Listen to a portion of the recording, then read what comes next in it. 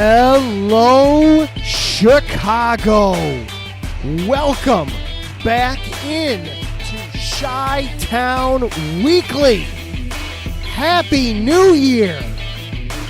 The Bears destroy the Falcons on the lakefront yesterday. Chants of "We want Justin" coming from the Soldier Field faithful. And with Carolina losing, they secured the number 1 overall pick. What does all of this mean? There is so much to go over with this club, with this situation. We are going to be talking a lot of Bears on the show tonight. Both the micro, the Falcons game, the upcoming regular season finale in Lambeau, where at this point all the Bears can hope to do is play spoiler. What a spoiler that would be, though. To keep those the cheese out of the playoffs for a second year in a row. That would be a wonderful finish to the season. But in more the macro, should Eberflus be safe? Should Getsy be safe? And what to do about Justin Fields? Lots to get into tonight. Buckle it on up. Let's go.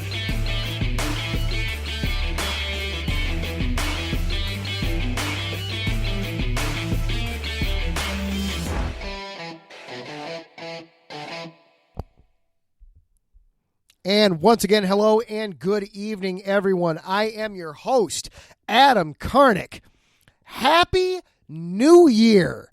It's been a few weeks since we've talked. Sorry about that. Life got in the way a little bit the last couple of weeks, so I do apologize for that. Hopefully, everybody had a wonderful Christmas and an excellent New Year last night. Enjoyed some relaxing time with family, or maybe some stressful time watching lots of football games and trying to keep up with the Bears playoff scenarios. Oh, wait, that was me. Once the Cleveland loss happened, it was all right. It's ridiculous, but why not? Let's have some fun with some ridiculous things, trying to keep up with just how the Bears could stay alive in the playoffs. Spoiler alert, it took a lot, and they finally mercifully got put out of their misery as far as all that was concerned last night. But hopefully everybody has had a wonderful last couple of weeks.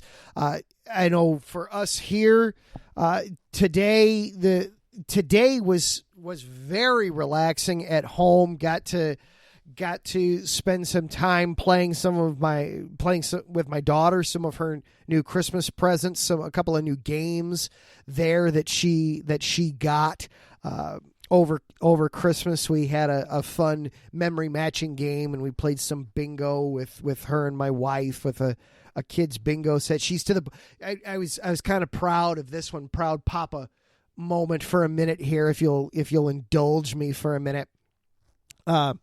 We had gotten her a bingo set several years ago. It's a kid set, so it's got obviously the traditional game, but it's also got just pictures of animals on one side, so they a little bit simpler of a version of the game. There's also a set then that'll have just some shapes or just some things like that. But then the one that we got into today, which we had not touched ever before, was one that is just words. And my daughter's 5, so we had left that one alone because, all right, she hadn't been at that point where she could pick out and really identify words individually. She's in kindergarten now, and she was, "Hey, Daddy, I want to play this one." Is okay, sure, we can give it a shot. I'm thinking, oh, this this could take the better part of 2 hours trying to have her read off some of these words. She did great. She did great just picking out, basic words. It's not like she's reading a novel to play the game or anything like that, but she did a fantastic job. So we had a lot of fun, some relaxing stuff there. We, of course, it's a tradition in our house on New Year's Day that we must watch the Tournament of Roses parade. My wife, she has been watching the Tournament of Roses parade for probably at least 20 years. So it got to have the Tournament of Roses parade on. I was very proud to see that there was a float from the state of Illinois that not only featured Straight No Chaser, which that's always kind of fun, really good musical group. They were doing a tribute to the Blues Brothers. I couldn't have been more in my element. My daughter wasn't quite paying attention at the time. I was, Grace, look at the TV. Let's sing along. And we listened and we had some fun. We had some fun with the songs. They did an excellent job. Straight No Chaser, they do an excellent job with everything they do, but they did an excellent job. Some of the Blues Brothers classics, and of course they were out there with the proper attire: black coats, black pants, white shirts, long skinny black ties, white socks to go along with it too, and of course the hats. It could not have been done any better. So I enjoyed seeing that in the parade today. So had a lot of fun. Hope you guys have been having a good holiday as well. All that aside, let's get down to business a little bit here, shall we? And of course, this show, like all shows here on the network, are brought to you by Planet Jerky Premium Brisket Beef Jerky. Planet Jerky is the official jerky of the 2022 California League champion Lake Elsinore Storm, the single-A affiliate of the San Diego Padres. This all brisket jerky has gluten-free options, contains no MSG, no sodium nitrate, is low in sugar, high in protein. This is some of the best jerky you can get your hands on. All you have to do is go to planetjerky.net. They offer free shipping on all orders of $50 or more, and you will have no problem hitting that. Trust me. You get yourself a few bags. You're going to go through it quickly. They've got flavor ranges for anybody's taste buds, anybody's palate. You want to keep it on the lower side of things. You just want to keep it tangy, savory. Smoking BBQ style is for you. You like a little bit of heat, but don't want to melt your face off. Volcanic jalapeno. That was the bag that I got that introduced me to them. Excellent, excellent. Nice kick to it, but not so much that you're going to kill yourself here by doing it, by getting that. They've also got sweet pepper teriyaki premium. They have ghost pepper. You want to go all the way to melt your face off. You got ghost pepper or Carolina Reaper. That is the stuff for you heat challenge people that just want to go nuts. There you go. PlanetJerky.net. Place your order. Planet Jerky Premium Brisket Beef Jerky, the jerky that's on a whole other planet. And then IE Sports Radio for the last 9+ years now, zeroing in on 10. IE Sports Radio has brought you amazing content ranging from interviewing legendary athletes, coaches, and other authorized media personnel to building tailor-made shows dedicated to all major sports cities around the country. Be sure to follow us at IE Sports Radio on Twitter, Instagram, Facebook, and TikTok to keep up with the latest in sports and with our shows. Also, check out our daily updated website, iesportsradio.com, for sports news, the IE Sports Radio blog, which just got updated by Mike Pat, talking some baseball in the blog there, so be sure to check that out. He's putting together an all-decade team. Pages dedicated to each of our shows, our IE Sports Radio community forum, and, of course, stop by the shop and check out the merchandise. Thank you for making IE Sports Radio a direct feed for all that is sports. And, of course, you can follow along with this show. We are available for you on Twitter or X, however you prefer to refer to the platform at this point. You can follow along at IESRC, or you can follow along with me personally. I am at Adam_Karnick. And if you are listening live here tonight on New Year's Day 2024, hop on into the chat room. We got a lot of people in there already. Jen B, Taryn Rodriguez is in here. And of course, the host, the founder of IE Sports Radio, Larry B himself, is in the chat room tonight. Hop on in, make a little new to everything. Make a quick username and profile for yourself. Hop on in. We can interact and have some fun that way in the chat. Or you're listening later on in the week as a podcast, or you just want to sit back and listen. Thank you for being here. I appreciate you showing your support for the show. Lots of Bears tonight. Let's start with what happened on the lakefront yesterday. 37-17. The Bears came in as favorites, and that hasn't happened a whole lot this season. We've seen them win some games here in the last month plus where they were underdogs. Now, how can they do when they're favorites? And a powerful showing again. Justin Fields, that was one of the best games he's had in his 3-year career. The first half, one of the best halves he has had to his career at this point, though, and we'll get into this a little bit more in the show, that may not have even been his best half of football this season. The Denver game leaps to mind as probably a better one, but still showing that he's still capable of greatness. There is still that tremendous ability there to hone and to use, to play with, doing spectacularly well in that first half.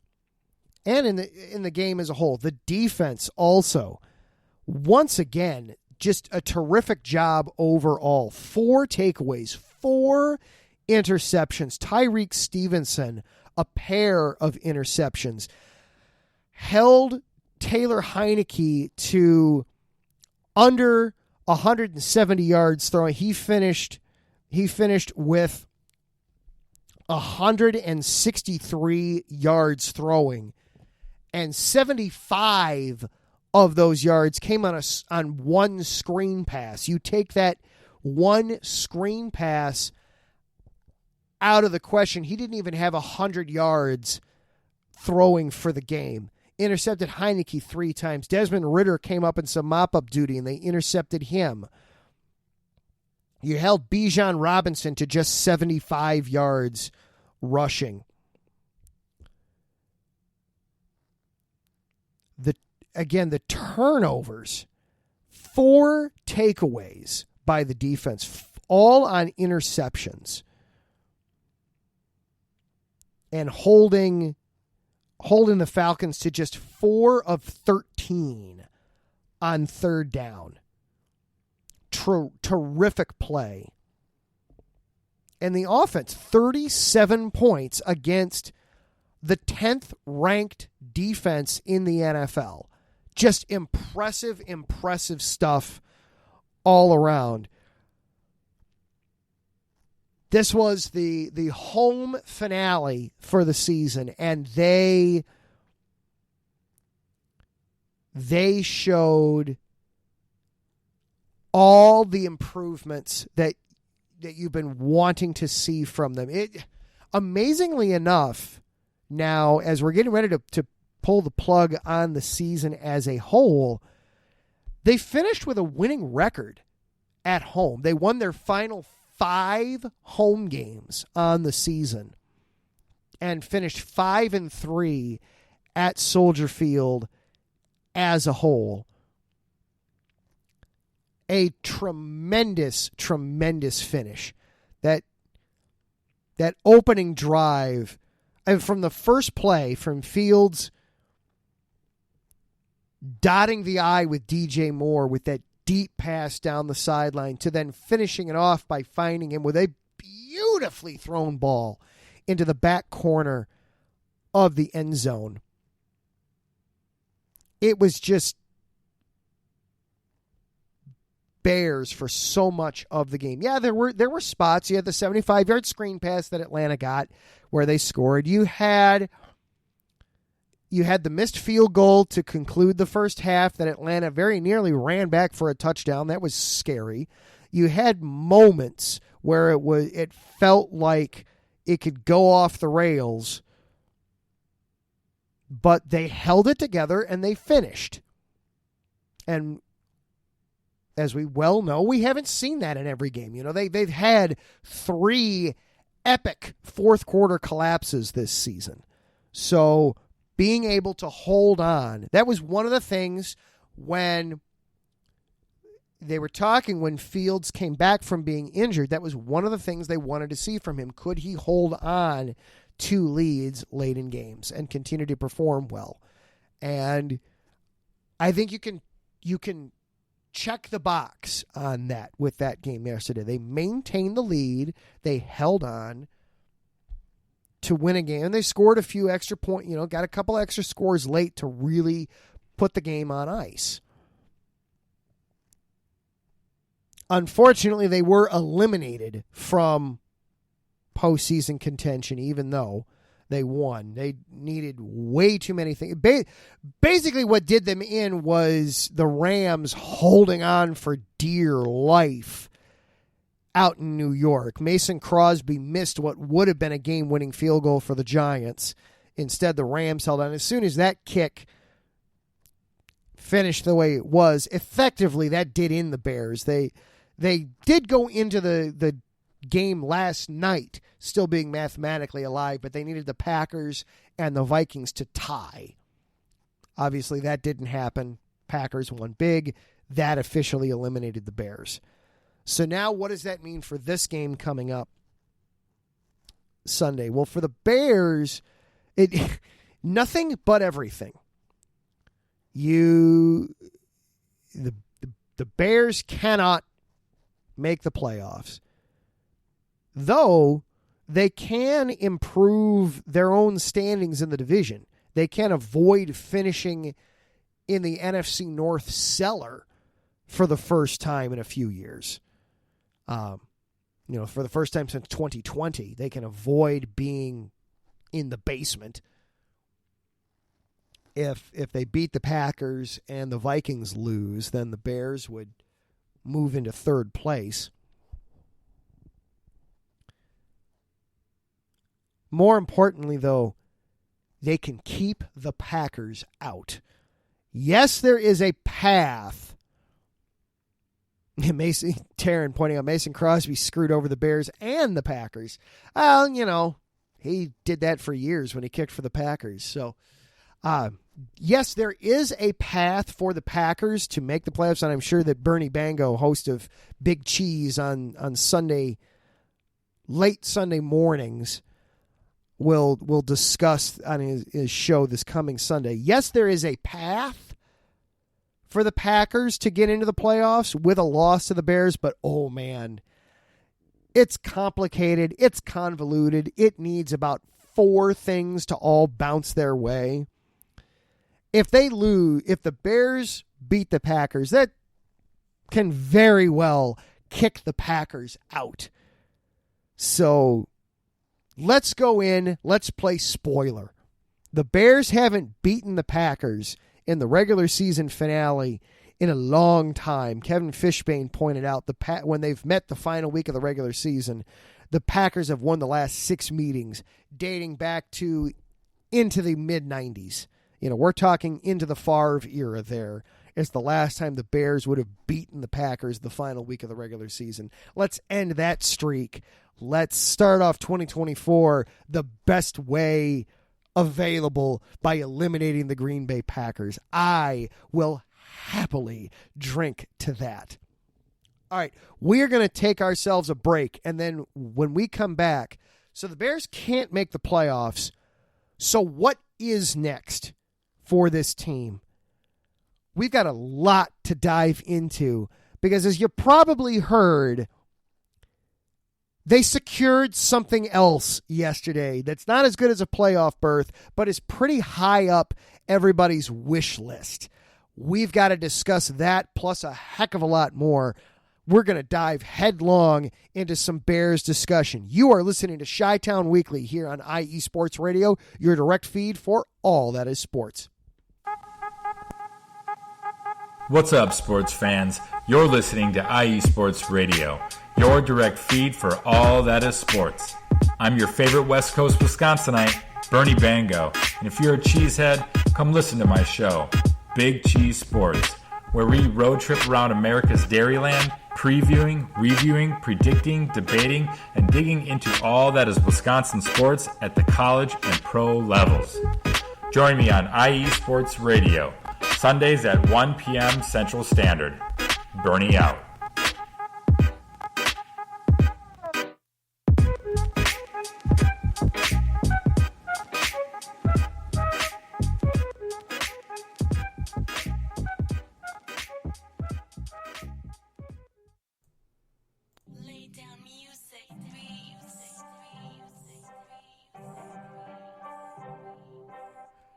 Hey, what's up, BS3 sports fans? If you love listening to the BS3 Sports Show, check out the weekend wrap-up every Monday at 12:15 Central Time, 1:15 Eastern, recapping the weekend in sports like you never heard it before. Comedy, interactive chat room, it's a must-listen. Weekend wrap-up on Spreaker.com. Part of the X Squad. Check it out. You won't be disappointed.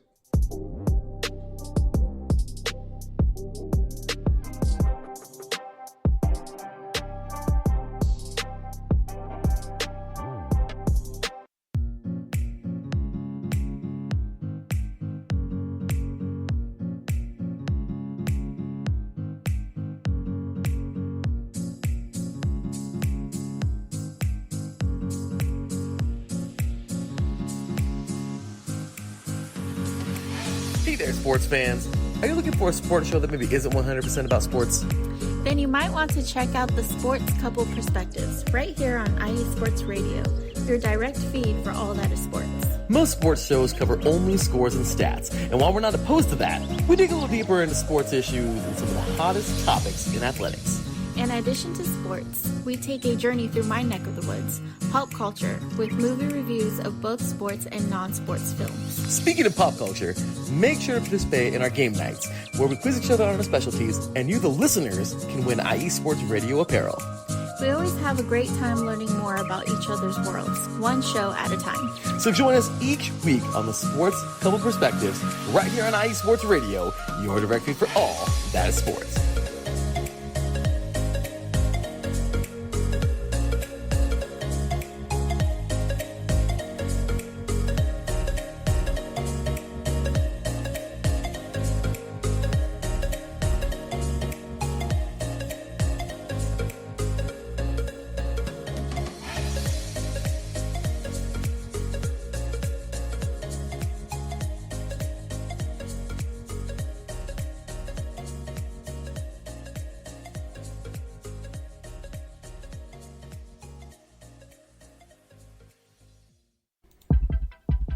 IE Sports Radio fans, it's your boy, the SoCal Saint, the host of the premier professional wrestling podcast online today, the IE Elite Wrestling Show. If you're a fan and have a passion for the world of professional wrestling, this is the show for you. I take you inside the ropes with all the athleticism, high-flying, and hard-hitting action, and then we take it backstage with all the backstage drama and backstabbing that goes on in the world of professional wrestling today.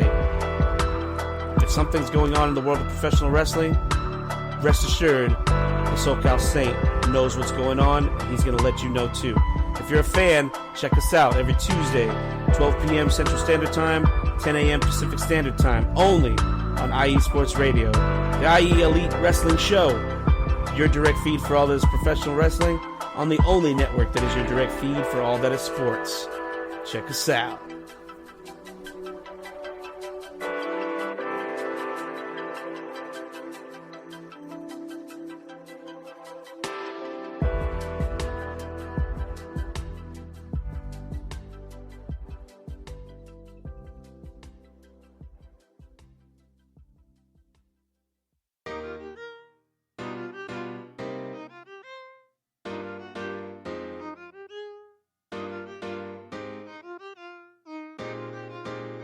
Well, what is up, Carolina Nation? This is John Felipe of the Carolina Cast, of course, the podcast of, by, and for the Carolinas, right here on IE Sports, your direct feed for all that is sports. And I'm reminding you to tune in Fridays at 7 p.m. Eastern for the latest in Carolina sports, whether it's the Panthers that keep on pounding, the fly natures of the Hornets, the storming Hurricanes, the battle of the Blues with Duke and UNC, the fight of the Clemson Tigers, or the amazing atmosphere of any Carolina college. I'm talking App State, I'm talking ECU. I've got you covered. Once again, tune in for the Carolina Cast with me, John Felipe, Fridays at 7 p.m. Eastern Standard Time, right here on IE Sports Radio, your direct feed for all that is sports. And welcome back into Chi-Town Weekly here on IE Sports Radio, your direct feed for all that is sports. Adam Karnick with you here for another half hour or so. Hello, Mike Pat. He jumped into the chat room during the break there. Good evening to you, sir. Happy New Year. Hope that you are doing well. Mike, I mentioned in the opening, in case you missed it, he released a new blog entry for the station over the weekend. I enjoyed it. He was creating the best baseball team for the next decade. I was a little disappointed that there weren't any members of the Chicago Cubs on there. White Sox, frankly, I'd have been concerned had you put any White Sox players in there. But I was a little disappointed that there weren't any Cubs there, but I guess we can't have everything in the world, can we? All right. So I teased right before the break there that this is going to be headlong into Bears stuff. Of course, the big win yesterday. They were eliminated from the playoffs, though, but you may have heard and there's a reason I played that Carolina Cast drop as the last one before coming back in. The Carolina Panthers lost yesterday, which is not anything new. They're 2-14 on the year. What was incredibly surprising was that the Arizona Cardinals. So all right. I'm seeing Mike. He considered Luis Robert. That's the one White Sox player that would make sense for the list. Anyway, what was surprising was the Arizona Cardinals did beat the Philadelphia Eagles. That one shocked me. Well, when that happened, that locked the Panthers in for having the worst record in the NFL, which means that they would have the first overall pick in the draft, which they then owe to the Bears. So the Bears officially are now on the clock in April 2024 for the NFL draft. Let the controversy continue. And in Chicago, this has been talked about ad nauseum for weeks now, because the Panthers have been in this spot for so long. We've been able to have the professional pundits, the fans like us, talk about hypotheticals. Well, it's not hypothetical anymore. The Bears have the pick. So let's reset and let's pull out, talk about some of the macro here for this team. Let's start with the head coach, Matt Eberflus. Ian Rappaport of the NFL Network released last week before the game that what he is hearing is that Eberflus should be safe at this point, that he has done enough to save his job, that the turnaround has been very impressive for the Bears. And you look, they dropped their first four to start the season, were 2-7 after their first 9 games. Their last 7 games now, they're 5-2. The defense is only giving up 17 points a game.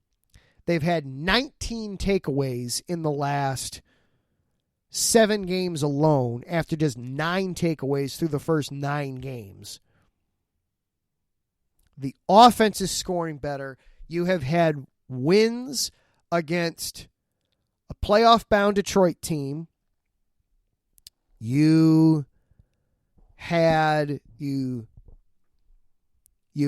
on. You took the Browns to the brink.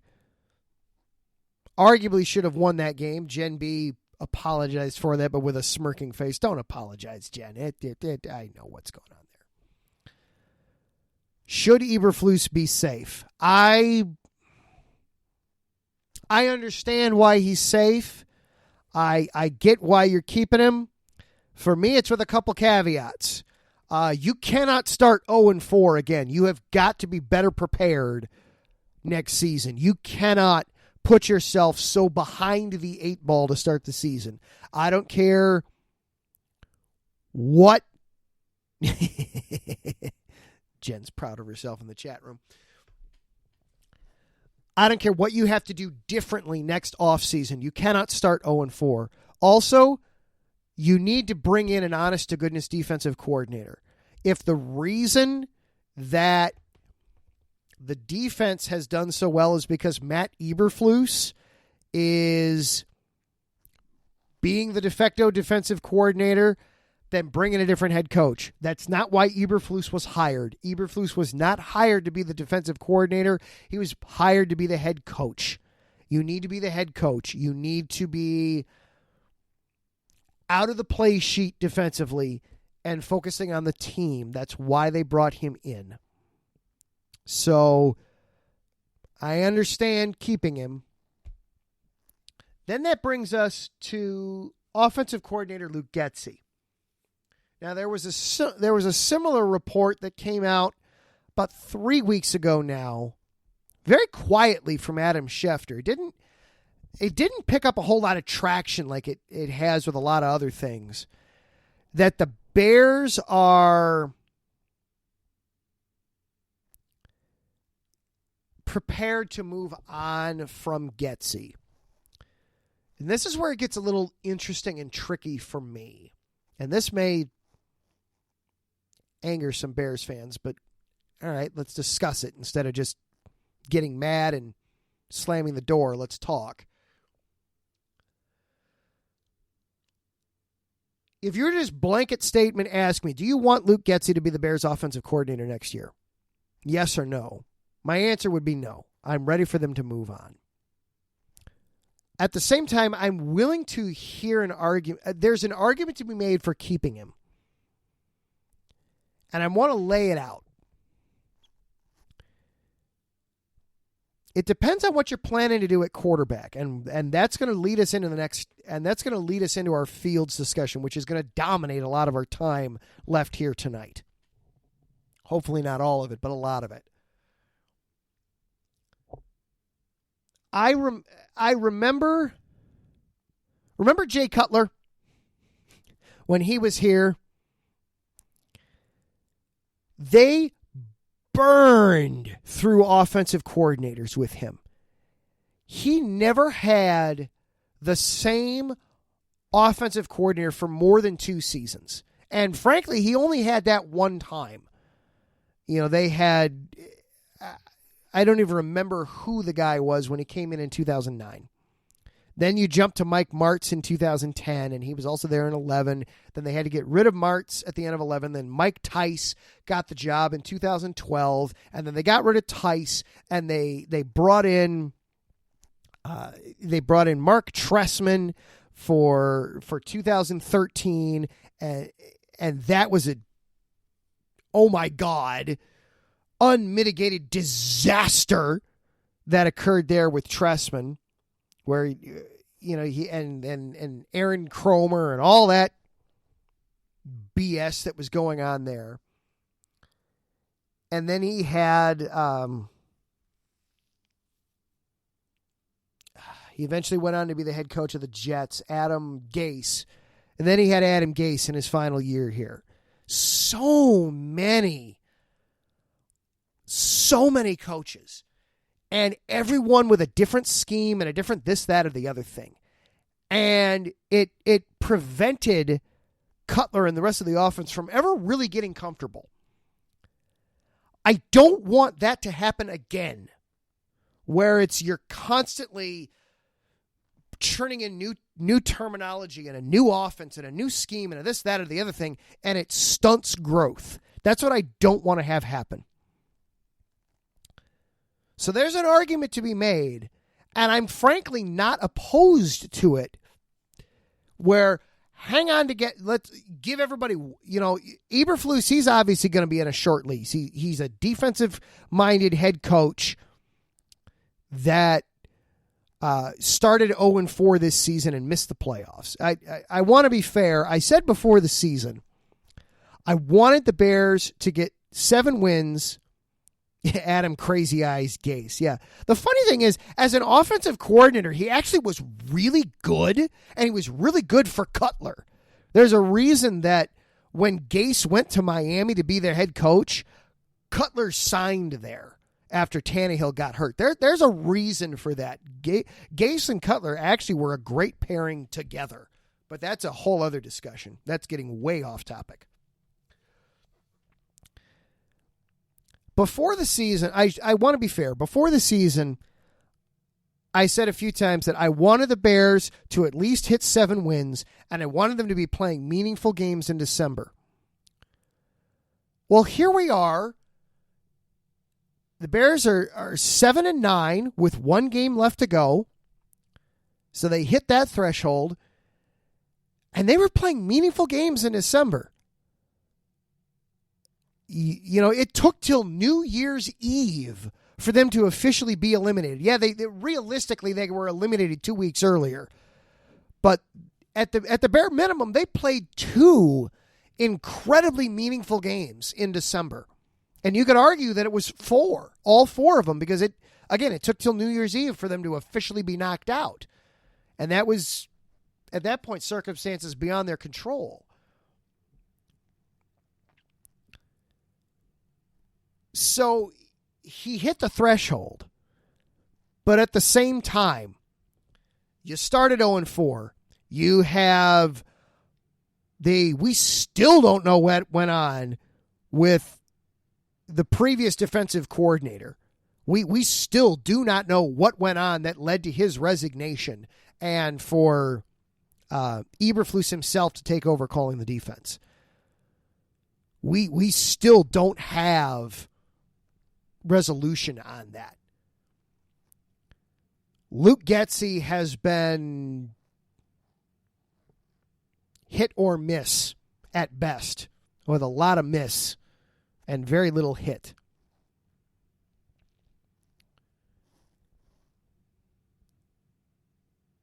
So it's not like Eberflus himself should have a very long leash going into next season. So with that in mind, I've seen the Bears try to play the thread the needle game of keep the defensive-minded head coach because you love his defense. If only you could figure out the offensive thing. Let's just keep churning through offensive coordinators. I've seen how that movie plays out, so I'm willing to skip it and try a different one of, hey, let's just keep the band together here, because they have finished well. You're 5-2 in your last 7. You've won 4 out of your last 5, 5 out of your last 7. You've won and a chance to finish out the year really strong, knocking out the Packers. I'm willing to entertain the thought of keeping the band back together, which that leads us then to the quarterback. Let's just all take a deep cleansing breath here for a moment. Let's calm ourselves before we dive into this storm, shall we? Justin Fields. Okay. As I mentioned, I think every time I bring up this conversation, I want to start it off by saying I am a fan. I am a supporter. I was not in the stands yesterday. If I were, I would have absolutely been one of the people chanting, "We want Fields. We want Justin," at Soldier Field yesterday. Absolutely, I would have been one of those people. I was one of those people before he was even a Bear. I was arguing in that draft class that Fields should have gone second overall. That the Jets made a colossal mistake. Very predictable mistake, but a colossal mistake skipping over him. And all the other teams that skipped over him too.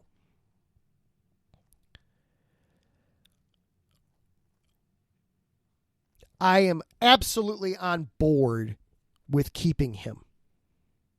But I recognize and understand, and if that you don't get this opportunity with the number 1 overall pick very often.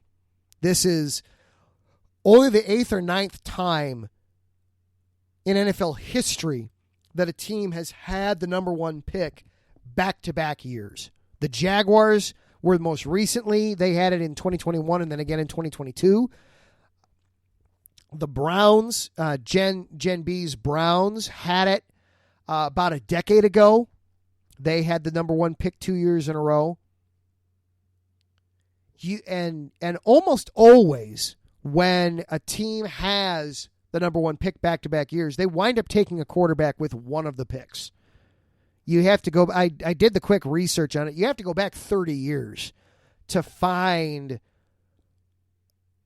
a team that had the number 1 pick back-to-back years and didn't take a quarterback with either of them. I looked it up and now I've forgotten it. I'm sorry. Kajana Carter was the draft pick, was the second of the 2 picks. So it was the Bengals. The Cincinnati Bengals had it in the mid-90s and avoided taking a quarterback. And then the last time that happened, you have to go all the way back to the 70s. The Tampa Bay Buccaneers had the number 1 pick 2 years in a row and didn't take a quarterback. So it's exceedingly rare to have the number 1 pick 2 years in a row, and it's extremely rare to have it 2 years in a row and not take a quarterback with one of the picks. But that doesn't mean I still maintain that doesn't mean you must take a quarterback. So let's look at this. As much as I am a Fields fan, and as much as yesterday was such an amazing game from him, it was also a textbook of why people that are ready to move on from him are ready to move on from him. Let's break down the numbers. All right, for the game, yesterday's I want to do a deeper dive on this. I want to do more in depth. Unfortunately, I haven't taken the time to do it fully. So we're going to let yesterday kind of stand on its own as the example. And frankly, I think that's okay because it's a pretty textbook example. Justin, for the day yesterday, was 20 of 32, 268 yards, a touchdown pass. He also had 45 yards rushing, including that amazing Houdini play, and he had a rushing touchdown. Overall, an outstanding game overall for him. But let's break it down, okay? In the first half, he was 13 of 17 for 166 yards and the touchdown. So what that comes to,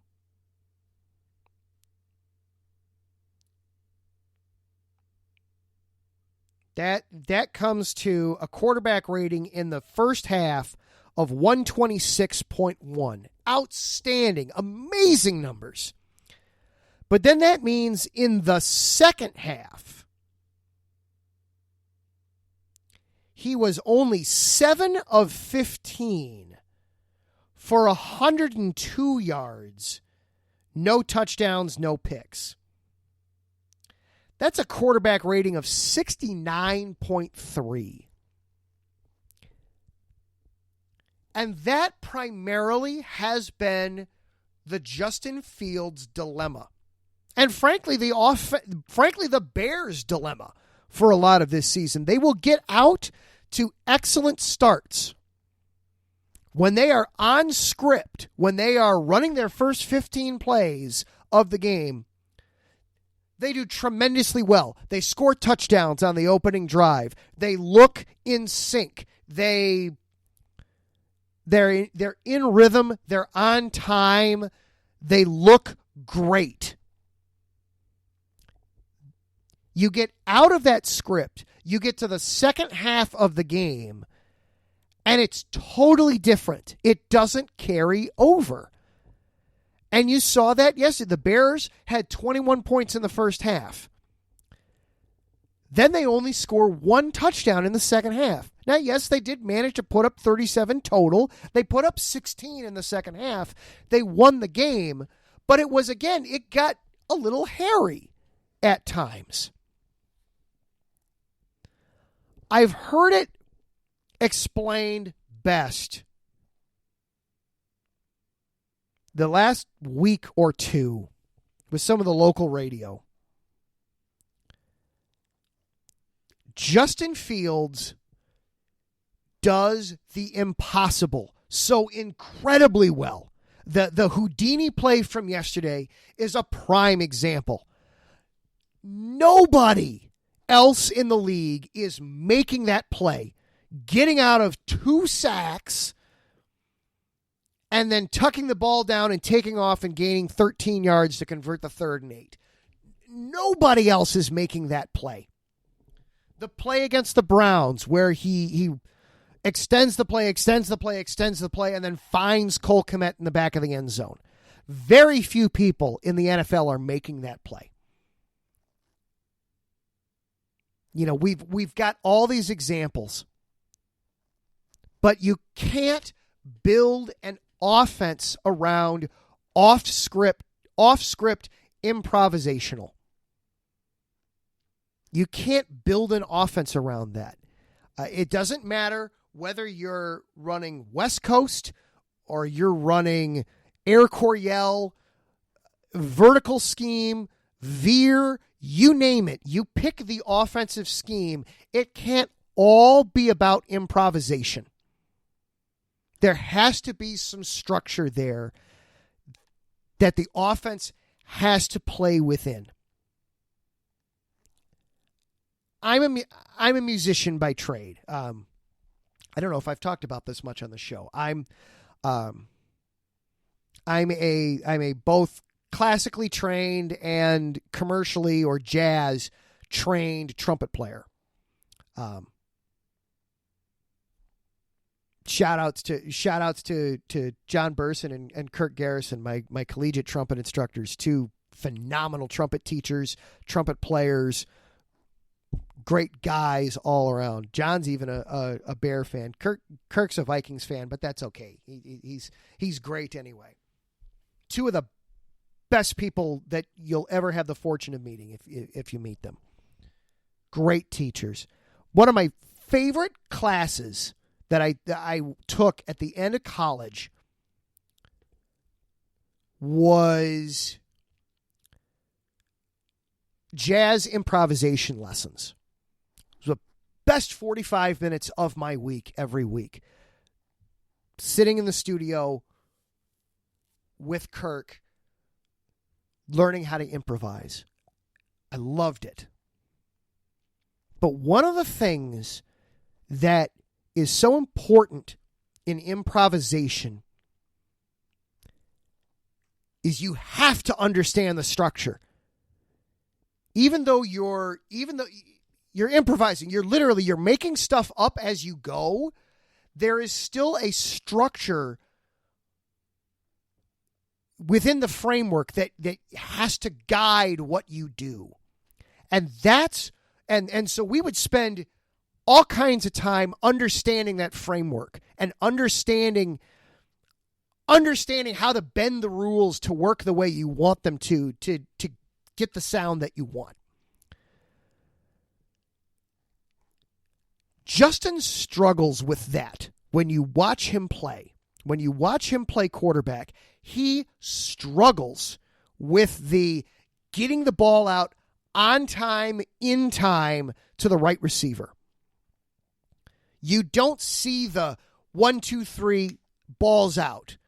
You don't see the anticipatory, I know what route he's running. I know that right now there's a defender on him, but I'm going to throw the ball over there because I know that's where he's going, and then it's going to be open, and he's going to catch the ball. You don't see that. Oh, very cool, Jen. Awesome. I love that. Her daughter taught herself how to play trumpet, switched in high school. Awesome. That's very cool. Good for her. I love chopping up music when I get the chance. So Justin makes the amazing stuff, the amazing plays, but he struggles with the routine stuff. So I understand where everybody's coming from with you've got the number 1 overall pick, and there's 2 quarterbacks, arguably 4 quarterbacks potentially, and we all know how this works. We've all been NFL fans long enough that we understand quarterbacks always, everybody else falls down the draft chart. Quarterbacks go flying up the draft chart once the collegiate season is done. And that's just what happens. So we know that's what's going to happen here. At the same time, so I get that there's these 2 kids right now that are being talked about as potentially superstar quarterbacks. You've got the number 1 overall pick, man. You can't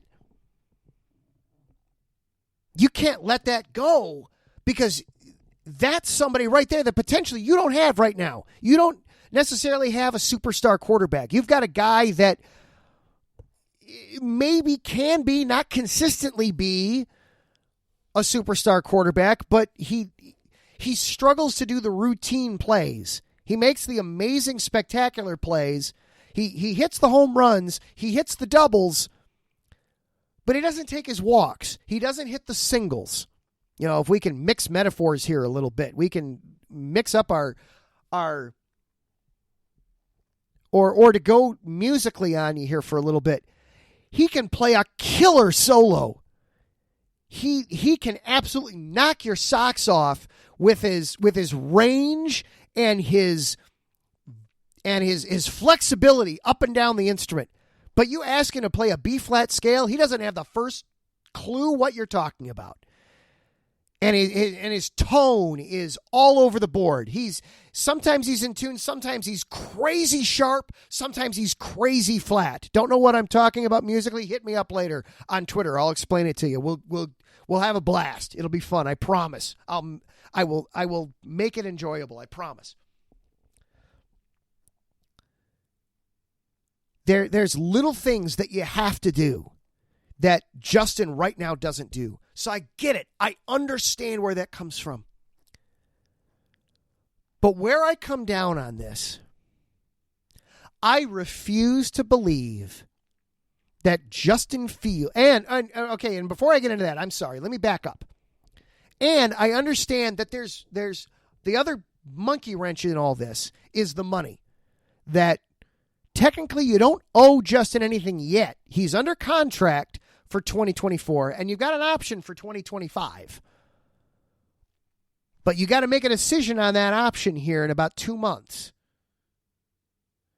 And then, depending on what you do there, man, you're talking potentially $40 million a year. You're talking potentially a $200 million deal. Are you willing to guarantee $200 million to this kid, where instead you could draft one of these kids and then you've got him locked up at a cheap NFL cost until 2028 or 2029. You can kick that can down the road.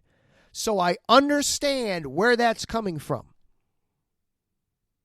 But where I come down on this, I refuse to believe that Justin Fields, at 24 years old, he's not even going to turn 25 until this offseason. I refuse to believe that a 25-year-old kid is 1,000% finished product. He's never going to be anything more than he is right now today. I refuse to believe that. I have seen too many NFL players blossom at 26, 27, 28, 29 years old. I refuse to accept that he can't be any better than what he is right now.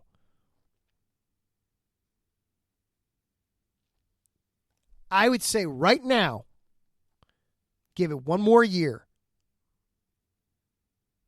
Roll the dice one more time. You don't want to pick up the option? Fine, don't pick up the option. I understand that. I get that. Give it one more. Where I'm at right now, trade that pick. Trade that pick down. You've got so many teams that would love to get Caleb Williams, Drake May, Michael Penix, the kid out of LSU. I get it. I think we have shows for just about every single one of those quarterbacks, don't we, Larry? Let's see. Drake May, well, that would be John Felipe with Carolina Cast. Michael, the kid from LSU, well, that's Aaron from down there in the Bayou Sports. Caleb Williams, well, that would be Taryn, the amazing, spectacular, multi-talented Taryn Rodriguez with SoCal Supreme. Michael Penix, I guess we don't have a show for him right now. We're still looking for a Northwest. We're still looking for a Northwest show. But you've got Jaden Daniels. Thank you. That's the LSU quarterback. Daniels was in my head. I didn't want to get the first name wrong, though. Thank you, Taryn. You've got so many teams that are interested in those quarterbacks. Trade this thing back. I'd love to get Marvin Harrison Jr. I understand if I'd much rather, though, I'd much rather get a haul for the pick. This class is loaded at wide receiver. If you wind up with Roma Dunza out of Washington, or you wind up with Neighbors out of LSU, we can talk about that. We can have that discussion. Where I'm at right now with this,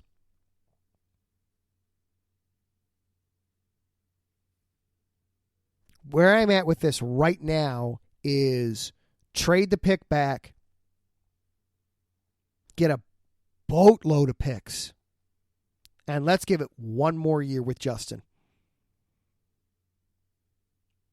And if it works out, man, we've seen what he can be when he's at the top of his game. If we can work around the edges to make the floor, to raise his floor, his ceiling is so high. His ceiling is so insanely high that if we can just raise that floor a little bit, raise that floor on him, and then if it doesn't pan out, man, you've got multiple first-round picks in 2025, potentially 2026. I mean, let's just look real quick at what happened the last time we traded the pick. The jury, and you're not done accumulating stuff from trading it last year. But you got Darnell Wright, who has so far proven to be an anchor at right tackle. Yeah, he's got things to work on. He's a rookie. What rookie doesn't have things to work on? He has been solid at right tackle. Tyreek Stevenson, who just had 2 interceptions yesterday and is coming into his own as a starter opposite Jalen Johnson in what is turning into one of the elite secondaries in the NFL. You got what turned out to be the number 1 overall pick in 2024, a 4th-round pick in 2024, a 2nd-round pick in 2025, and oh yeah, DJ Moore, who is only having a career year, career high 1,300 yards, career high 9 touchdowns, playing for the Bears, and publicly imploring everybody, keep the Bears. We want Justin. That's where I'm at with this. We want Justin. 1 more year. 1 more year on this. We will discuss this lots more coming up in the ensuing weeks, of course, because this story is not going to be going away anytime soon here in Chicago. That does it for our show here tonight. We went down a deep rabbit hole with Bears. Thank you for indulging me and going through all that. We will, of course, be doing lots more of that in the coming weeks. Before we get out of here, I do want to say a quick in memoriam. Joey Mayer, who for 30 years was the head coach of DePaul's men's basketball team. He was a player and then later a coach with the team. Passed away shortly before the new year at 74 years old. He died peacefully at home. Rest in peace to Joey Mayer, and considerations for his family. He was the face of DePaul basketball for a long time. DePaul is now maybe not that strong of a basketball program, but for many years they were a force to be reckoned with in the NCAA, and Joey Mayer had a big part of that. So rest in peace, Coach Mayer. Big shout-outs and thank yous, of course, to our sponsor, Planet Jerky Premium Brisket Beef Jerky. Check them out, planetjerky.net. Be sure to stock up. Free shipping on orders of $50 or more. Thank you to Larry B. for all the hard work you do behind the scenes, good sir. Thank you to Taryn and Jen, Mike, Pat, Larry B. for hanging out with us in the chat room. Thank you for listening in on the show, whether it was live tonight or later on as a podcast. Until next week, everybody, Happy New Year. We'll see you next time.